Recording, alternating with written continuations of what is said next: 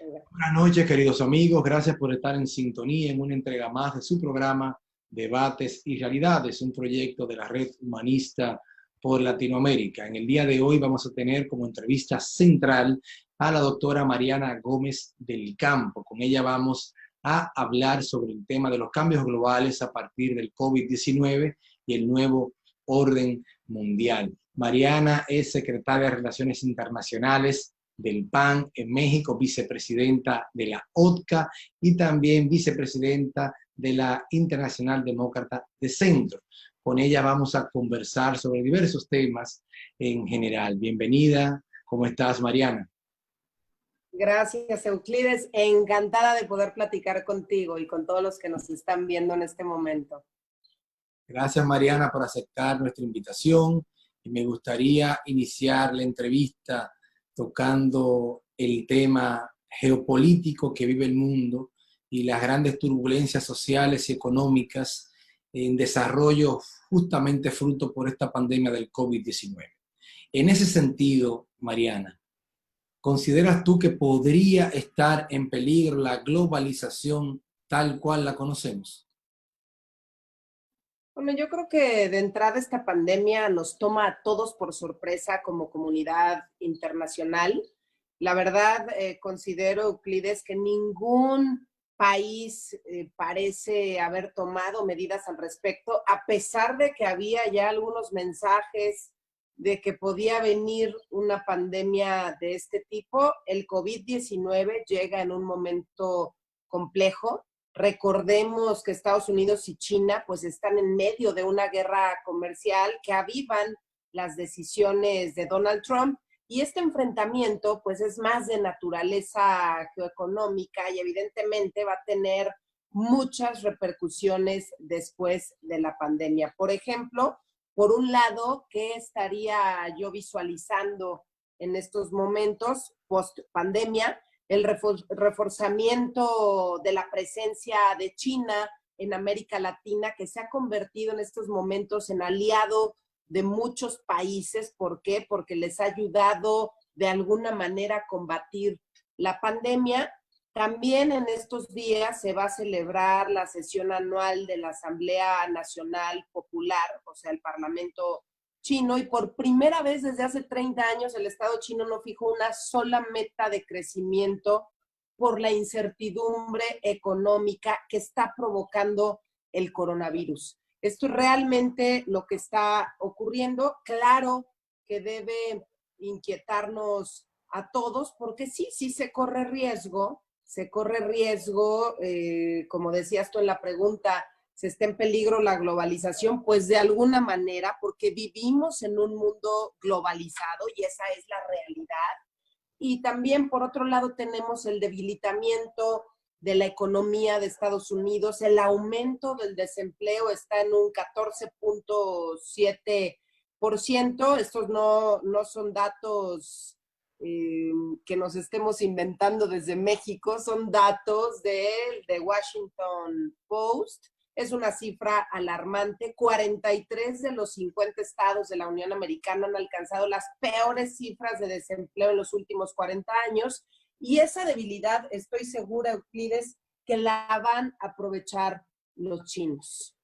En el caso de México y la relación con Estados Unidos, pues sí creo que ha habido cierta coordinación entre autoridades de Estados Unidos y México para reabrir de alguna manera cadenas de valor que no se vean tan afectadas. Al final del día, económicamente, pues estamos todos en crisis. México no es la excepción. Tenemos hoy un presidente que no ha sabido asumir ni la crisis de salud, ni la crisis económica, ni la crisis social por la que estamos atravesando. Y creo también que si volteamos a ver, por ejemplo, lo que está ocurriendo del otro lado del mundo, si pensamos en la Unión Europea, va a depender mucho de la voluntad política que tengan los países. Será más complejo en aquellos mecanismos, insisto, la Unión Europea es un mecanismo muy plural, se va a requerir de mucho diálogo y más diálogo para que puedan alcanzar los consensos. También esta pandemia pues ha dejado entrever que los países han adoptado sus propias medidas, incluso ignorando algunas recomendaciones de la Organización Mundial de la Salud. Creo que en el pasado hubiese sido impensable ignorar recomendaciones de la OMS sin entender muchos países también que el problema es global y que termina afectándonos a todos. Si las cosas no mejoran en Estados Unidos, pues esto va a afectar a México y viceversa. Y así podemos hablar de los diferentes países. ¿Por qué? Porque les guste o no a algunos presidentes, vivimos en un mundo globalizado y esa es nuestra realidad. Y si revisamos, por ejemplo, lo que ha pasado en la parte económica, la realidad es que el mundo dejó de producir, el mundo también dejó de consumir más allá de lo necesario. Todos entramos en un confinamiento en el que compramos lo necesario y esto hizo que el mercado se detuviera. Compras lo básico para comer, no necesitas sacar el auto, no necesitas por lo tanto no necesitas gasolina y así puedes ir revisando cómo se vive en confinamiento y te das cuenta que dejaste de consumir, que dejaste que no estás gastando más de lo necesario porque además vivimos hoy en una incertidumbre que no sabemos qué va a pasar el día de mañana. Lo que el COVID-19 nos ha dejado a todos ver es que es una globalización muy frágil a pesar de sus beneficios, Euclides. Mariana, tú mencionas algo sumamente importante y es el tema del manejo de la crisis de manera particular en México. Y Sí. me gustaría ampliar un poco más el contexto de la pregunta, porque si hay un rasgo en común que han tenido tanto Estados Unidos como México y Brasil, ha sido justamente la negación a principios de esta pandemia. Y llama poderosamente la atención el hecho de que hace algunos días el presidente Trump acusó o amenazó, mejor dicho, con restringir los viajes a América Latina. Y de manera específica a Brasil, eso debido a que Brasil ya es el epicentro de la pandemia en la región. Sin embargo, muchos se cuestionan porque Estados Unidos es el epicentro de la pandemia en el mundo. Es el país que más fallecidos tiene por habitantes, es el país con más infectados del mundo. Entonces, en el caso particular de México, que tiene una relación muy directa económicamente hablando con Estados Unidos. Y que evidentemente, mientras más duro golpee esta crisis Estados Unidos, más duro será esa reactivación económica mexicana. ¿Cómo ves tú ese panorama geopolítico y ese manejo, digamos, indebido de los presidentes que tendrán que pagar obligatoriamente y lastimosamente los ciudadanos de los países? Mira, yo lamento mucho que el tema de la pandemia se haya politizado tanto. Si tú revisas el discurso populista, tanto del presidente de Brasil, del presidente de Estados Unidos, del presidente de México, pues han desestimado en gran medida los alcances de la pandemia. Y esto hace, Euclides, que la gente también pues tome malas decisiones de alguna manera. Si tú ves a un presidente que te dice, porque hay unas frases, no te imaginas las frases, pero creo que los tres presidentes han tenido momentos terribles, ¿no? En el caso del presidente mexicano, cuando le dice a la gente, salgan, pues no detengan su actividad, ¿no? Hay que salir a la fonda, hay que salir al pequeño negocio, hay que consumir abrazos, hay que abrazarnos entre todos, no hay que utilizar el cubrebocas, ¿no? Cuando son medidas que hoy la Organización Mundial de la Salud te dice, es necesario salir con cubrebocas, incluso en el caso de México, siendo del mismo gobierno el presidente y la jefa de gobierno, siendo del mismo partido el presidente y la jefa de gobierno, bueno, posiciones encontradas. Por un lado, uno te dice, te habla del cubrebocas ¿no? Que la jefa de gobierno dice, es obligatorio, los que anden en la calle necesitan cubrebocas. Y si tú sales a la calle, Euclides, te das cuenta, pues que no está cumpliéndose con esto. O sea, las medidas de confinamiento han sido muy relajadas. Entiendo que hay una preocupación brutal por el tema económico. Entiendo también que en Estados Unidos se tienen elecciones pronto, que en México tenemos elecciones también el año que viene, 2021, ¿no? Que son los dos países que yo pondría hoy en la mesa. Pero si revisas, ¿no? Me mencionabas también el caso de Brasil. Por ejemplo, Brasil y México son dos países que no han decretado cuarentenas obligatorias nacionales. Y hoy ahí están las consecuencias, con el número de muertos, con el número de contagios. Y bueno, porque también deben de estar muy conscientes de que el impacto económico va a ser grave, pero al final del día, aquí en mi país, los restauranteros, los que tienen su pequeño negocio, tomaron decisiones antes de que el mismo gobierno tomara decisiones. Entonces, me parece que ha sido demasiado irresponsable estas declaraciones. ¿Por qué? Porque sí tienen implicaciones en el día a día de los ciudadanos. Y hoy los ciudadanos no se han cuidado del todo. Lamento mucho que Estados Unidos esté pensando hoy en cerrarle las fronteras a Brasil o, bueno, y al país que se le ocurra, Euclides, el día de mañana, ¿no? Porque creo que esa no es la estrategia correcta. La estrategia correcta primero es seguir haciendo pruebas, pruebas y más pruebas. Recomendación número 1 de la Organización Mundial de la Salud. Aquí no se cumplió. Es muy difícil poderte realizar una prueba.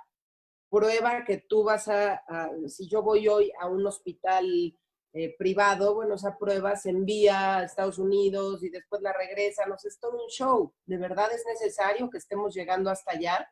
Creo que si supiéramos quién ya tuvo COVID, quién no, pues sería mucho más fácil tomar mejores decisiones para ver quién sí puede ya ir a trabajar con todas las precauciones. Y al día de hoy, pues no podemos hablar de eso. Esa es la realidad. Mariana, tú mencionas algo. Aquí, a ver, te quiero comentar algo, Euclides. Aquí tengo el cuadro, por ejemplo, al día de ayer, el top 5 de América Latina, en el top 5 estamos Brasil y México. En México ya tenemos más de 8,000 personas muertas. Entonces, es increíble que ahí sí estemos alcanzando el top 5 de América Latina. O sea, dices, ¿cómo es posible cuando tuvimos 3 meses para tomar mejores decisiones?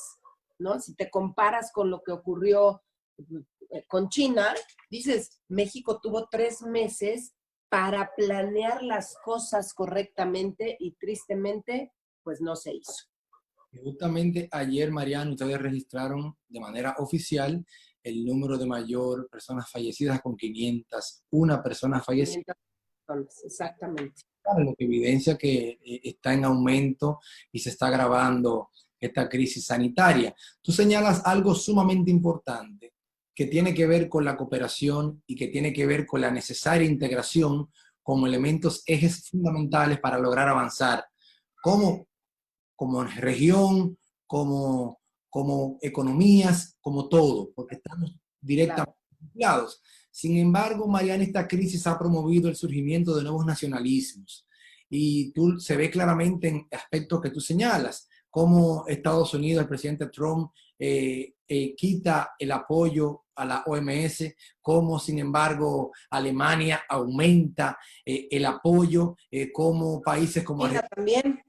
Exactamente, como Argentina se Claro. sale de tratados, futuros tratados de libre comercio con Mercosur, y evidentemente de una u otra manera, no sé si podría ser el temor a nuevos mercados ante esta crisis económica que se viene bien fuerte, que ha generado el surgimiento de estos nacionalismos. En ese sentido, Mariana, desde tu óptica, la integración regional tan importante y de la cual dependen muchos de nuestros países, sus economías, podría estar en riesgo ante este auge o ante esta improvisación de gobiernos populistas con este relato?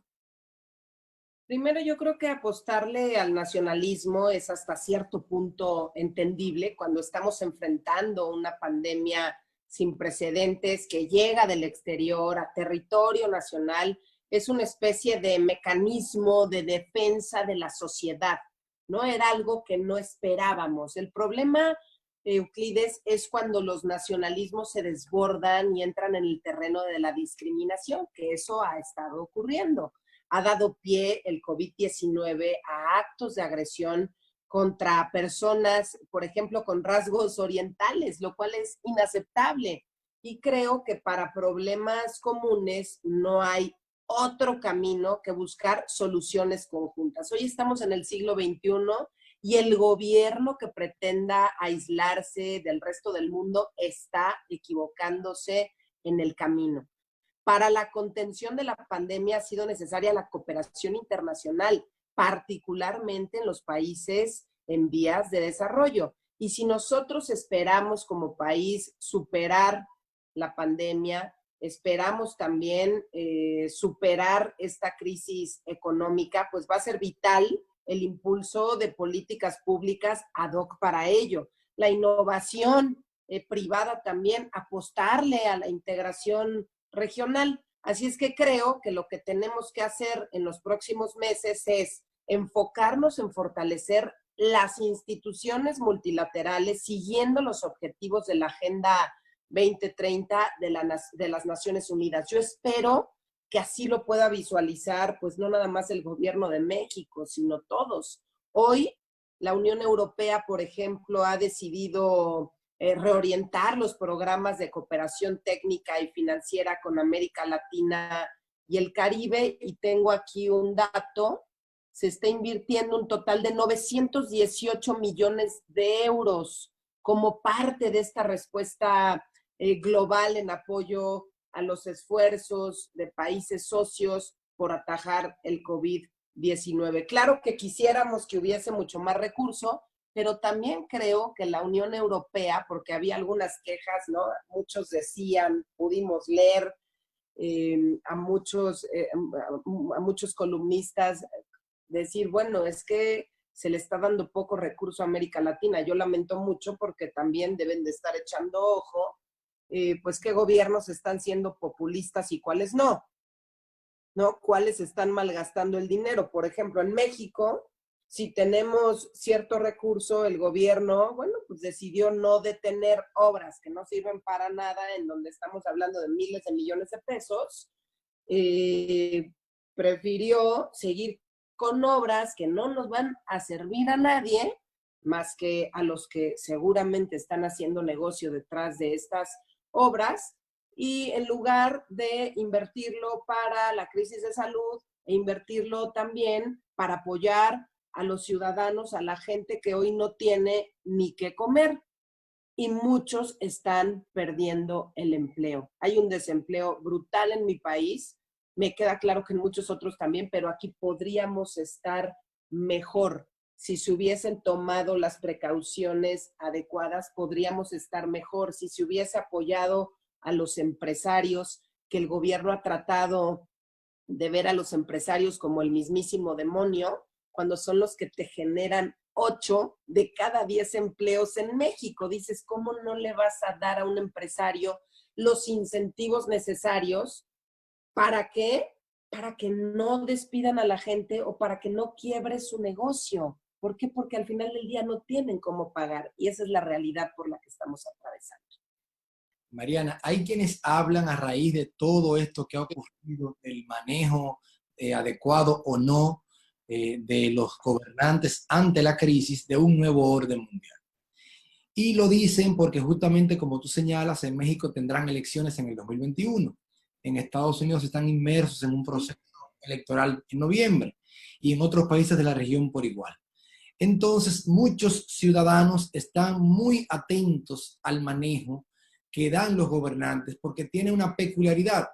Aquí se están perdiendo vidas. Entonces, podría podría ciertamente generarse un orden mundial, y en ese sentido me gustaría preguntarte, en el caso específico de México, donde Sí. ha tomado una revocación de mandato, ¿cómo anda el panorama de popularidad del presidente y si ves tú viable que en el 2022 puedas revocarse el mandato del presidente por una mala gestión ante la pandemia? Mira, te voy a decir, la realidad es que México tuvo mucho tiempo para tomar previsiones, no lo hizo. Desde el 30 de enero la OMS advirtió, y lo pudimos ver por todas partes, que el coronavirus era de preocupación internacional. López Obrador nunca se tomó la pandemia en serio. Sus frases, insisto, revelan que quería minimizarla. Pensó, yo no sé, Euclides, si creyó que iban a haber pocos muertos, si creyó a lo mejor por el clima, porque recordarás que decían que el calor mataba al coronavirus y le apostó al calor, al clima que tenemos en México. No lo sé qué pasaba por su mente. Lo que sí te puedo decir hoy es que la mayoría de los mexicanos son conscientes, están hoy conscientes de que lo peor está por venir. Hubo una encuesta que salió en el Financiero, en donde decía que el 63% está de acuerdo con que se prohíba estrictamente salir a las personas de sus casas. El 71% de los mexicanos consideraba correcto haber ampliado la cuarentena hasta el 30 de mayo. Y el 78% afirmaba que lo peor estaba por venir, ¿no? Y si revisamos, hoy estamos a 27 de mayo, en el pico de la pandemia. Y aparentemente a partir del 1 de junio, pues podrá toda la gente salir a las calles, de alguna manera, ¿no? En algunos estados de la República. Hay excepciones, cada gobernador tiene su estrategia, porque te quiero decir que además los gobernadores del PAN y alcaldes del PAN se las han visto negras en esta pandemia. La federación no les envió un solo centavo extra, al contrario, hasta les recortó presupuesto. Es que de verdad es increíble. Han hecho todo para estirar la liga lo más posible y poder tomar las medidas necesarias para cuidar a su gente. Ojo, y los estados gobernados por el PAN son los mejor calificados en este momento, los que menos número de muertes tienen y los que están tratando de hacer las cosas de la mejor manera dentro de sus posibilidades, ayudados por los ciudadanos. ¿Por qué? Porque se han encargado de concientizar a la gente de lo importante del confinamiento, de lo importante de tomar las medidas de prevención, de lo importante de utilizar el cubrebocas, poniendo el ejemplo. Porque si yo a ti te digo, Euclides, es clave que traigas el cubrebocas cuando sales a la calle y de repente a mí tú me ves en la calle, ¿no? Sin cubrebocas, me dan gel de manos llegando al supermercado y yo no lo acepto, vas a decir, ay, pues la cosa no está tan mal. El gobierno actuó demasiado tarde. Para finales de marzo no habían decretado ninguna medida de contención al COVID-19. Imagínate, y lo que te decía hace un momento, fueron las empresas, los restaurantes, los centros de entretenimiento, los teatros, los cines también, quienes el 17 de marzo suspendieron actividades enviando al personal a trabajar desde casa. Se cancelaron eventos masivos, prestaron servicios para llevar, en el caso del sector de alimentos, una semana antes de que lo hiciera el gobierno, viendo lo que estaba ocurriendo en Italia, lo que estaba ocurriendo en España, lo que ocurría en Francia. Pues obviamente, pues hay que tener un poco de sentido común y dices, bueno, está pasando esto del otro lado del continente, bueno, voy a tomar mis medidas de precaución. Imagínate, Euclides, que lo hicieron antes todos estos sectores que el mismísimo gobierno. Entonces, sí creo que puede afectarle a López Obrador en su intención, bueno, en la revocación de mandato y su intención de quedarse con la mayoría en la Cámara de Diputados el año que entra, y está en nuestras manos, después de esta tremenda crisis de salud, tremenda crisis económica, que ya teníamos crisis, ojo, antes de que comenzara la pandemia, estábamos en recesión, Y pues ahora imagínate, yo espero que podamos sumarnos todos los que no coincidimos con un proyecto populista, con un proyecto muy similar al proyecto de Chávez y Maduro en Venezuela. Espero que podamos ponernos todos de acuerdo y hacer lo necesario para que se dé ese contrapeso en la Cámara de Diputados el próximo año para el proceso electoral del 2021. ¿Por qué? Porque están además destruyendo a las instituciones. Si yo te platicara lo que han hecho con diversas instituciones, si yo te platicara y le platicara a la gente cómo han aprovechado la pandemia para tratar de jalar dinero, agua para su molino, quitándole a sectores que hoy quedaron completamente desprotegidos, como es el sector de las mujeres, ¿no? Todo el recurso que iba de apoyos para las mujeres, para combatir la violencia, para poder tener refugios en este país y que si sufrías violencia como mujer pudieses acudir a un refugio, todo eso se acabó. Y lo que están haciendo hoy, pues yo me imagino es estar repartiendo el dinero a quien a ellos le da la gana, porque también ves a los ciudadanos enojados, que salen a las calles, que se manifiestan, ¿no? De alguna manera a través de las redes sociales. Hay mucho enojo porque hay también mucha hambre y el desempleo va en aumento. Ha aumentado también el número de pobres durante esta pandemia. Estamos atravesando por una crisis profunda, Euclides, esa es la realidad. Es triste escuchar eso y más el tema de las mujeres cuando evidentemente todos los datos indican que se han incrementado, Diana, la violencia intrafamiliar justamente por estas medidas de encierro. En ese sentido, y de mi parte la última pregunta, Mariana, ante esta realidad que describe bastante bien, ante estas malas decisiones que se han tomado, ante esta prácticamente vuelta a la normalidad, como tú señalas, el 1 de junio ya, ¿cómo ves tú esta vuelta a la normalidad? ¿No tienen el temor de que se genere un rebrote aún más crítico? ¿Cómo lo visualizas tú? ¿Cómo lo han visualizado ustedes? Mira, a mí me preocupa mucho esta vuelta a la normalidad. De hecho, salió una encuesta en un periódico el día de ayer en donde mostraba que México era uno de los países con más miedo por parte de los ciudadanos, con más estrés en esta pandemia y sobre todo por lo que viene post pandemia. Te insisto, a muchos les han, si ganaban 10, les recortaron a 5, si bien les fue, otros de plano se quedaron sin empleo. Hay mucho miedo por parte de los ciudadanos. ¿Por qué? Porque no ves a un gobierno serio. Te voy a compartir una nota que salió el día de hoy, que justamente subí a las redes sociales, porque yo decía, ¿cómo va a haber confianza por parte de los ciudadanos si está pasando esto? Permíteme. Declara el presidente, decir que México es primer lugar de letalidad en América Latina es una falsedad. Lo dicen los números, o sea, no es que lo estemos inventando. Y muy conscientes a que en México sí tenemos ya más de 8,000 personas muertas.